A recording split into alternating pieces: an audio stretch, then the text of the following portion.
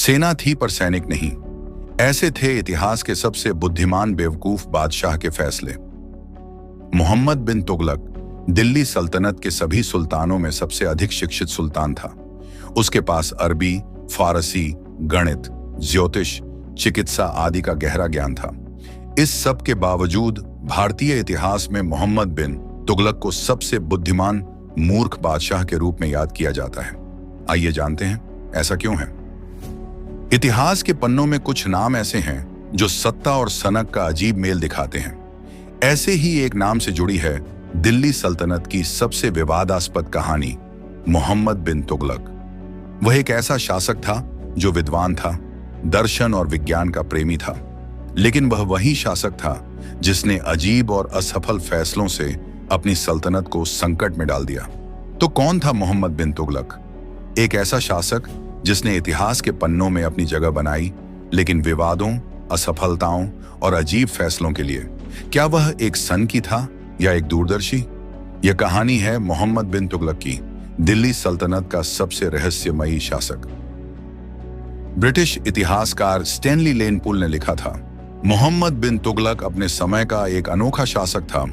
वह तर्क और ग्रीक दर्शन का झाता था, एक उत्कृष्ट वक्ता और फारसी कविता का प्रेमी।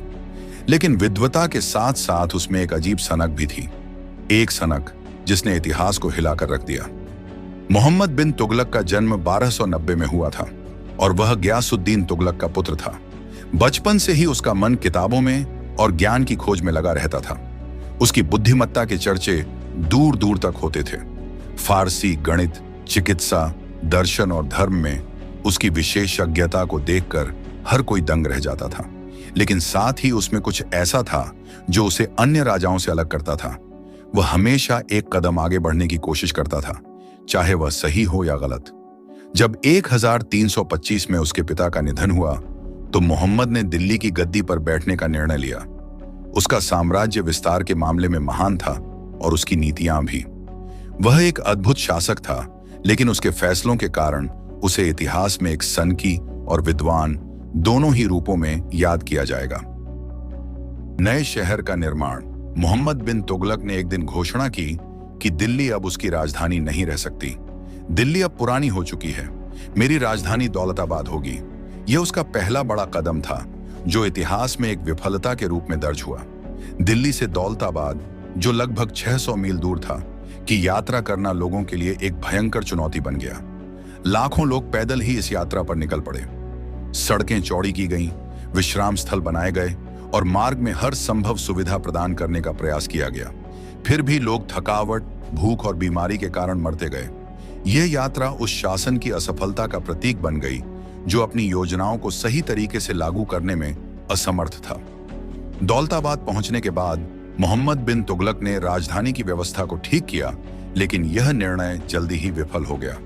जनता असंतुष्ट थी और विद्रोह शुरू हो गए। 1335 में उसने यह निर्णय लिया कि राजधानी फिर से दिल्ली स्थानांतरित की जाएगी। मोहम्मद बिन तुगलक ने एक और साहसिक कदम उठाया, कागजी मुद्रा की शुरुआत।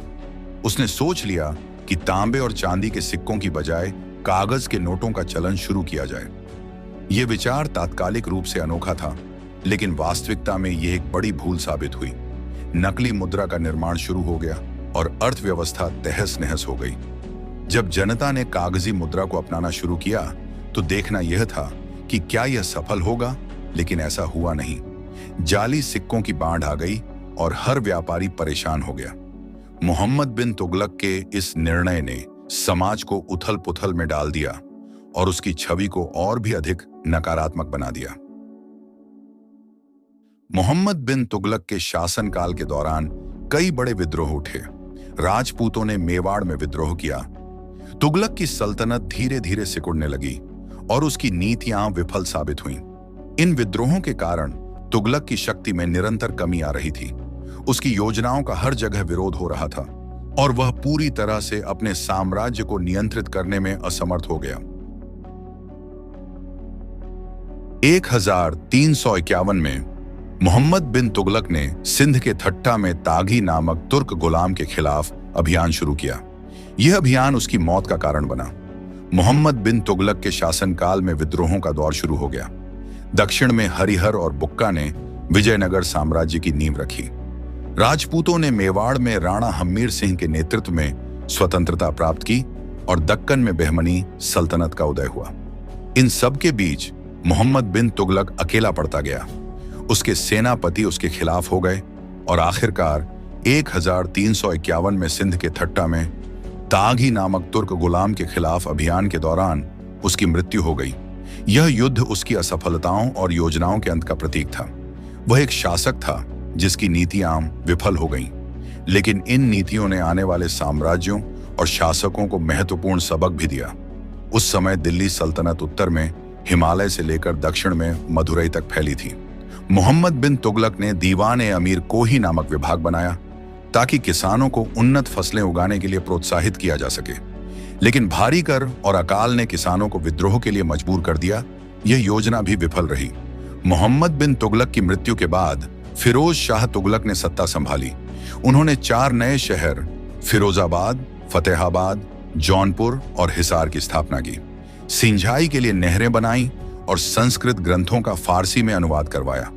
उन्होंने न्याय और शिक्षा प्रणाली को सुधारने के प्रयास किए, लेकिन बार बार हुए विद्रोह, प्लेग और प्रशासनिक कमजोरियों ने तुगलक वंश को कमजोर कर दिया। दक्षिण भारत में विजयनगर और बहमनी साम्राज्य के उदय ने दिल्ली सल्तनत के साम्राज्य को सिकुड़ दिया। 1413 ईस्वी में तुगलक वंश का अंत हो गया। तुगलक वंश ने भारत के इतिहास में अपनी छाप छोड़ी। मोहम्मद बिन तुगलक का नाम आज भी इतिहास में साहसिक और असफल प्रयोगों का प्रतीक है। मोहम्मद बिन तुगलक एक ऐसा नाम जो इतिहास में असफल प्रयोगों का शासक कहलाता है, लेकिन क्या वह वास्तव में असफल था? उसके फैसले समय से पहले के थे। शायद यही उसकी सबसे बड़ी त्रासदी थी। क्या हम उसे दूरदर्शी कहें या सनकी? इतिहास ने उसे एक चेतावनी के रूप में देखा है, लेकिन शायद वह एक मिसाल भी था। मोहम्मद बिन तुगलक की कहानी हमें यह सिखाती है कि नेतृत्व में बुद्धिमत्ता ही सब कुछ नहीं है। जरूरी है सही समय और सही योजना।